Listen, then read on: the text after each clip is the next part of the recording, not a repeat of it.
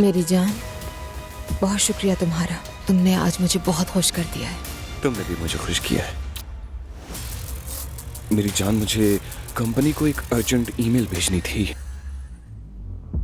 दुआ कहाँ है? कमरे में है। अगर वो आ गई तो? तुम्हें क्या लगता है वो मेरे पीछे यहाँ पर आएगी? सुमैया साहिबा, आप जब तक चाहें यहाँ रह सकती हैं। तुम अजलान हो ना? जी। मुस्तफा, देखो तुम बहुत अजीब बर्ताव कर रहे हो, सबको समझ आ जाएगा। समझ आती है तो आ जाए, वैसे भी आज हाथी की तुम टूटने वाली है। अब्दुल्ला उनाल के लिए वोट देने वाले।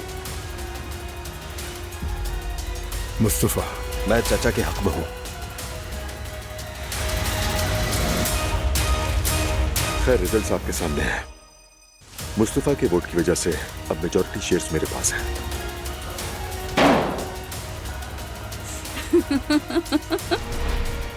असल खेल अब शुरू होगा। एक एक करके अपनी बारी का इंतजार करें सब, क्योंकि बदला लेने का वक्त आ गया है।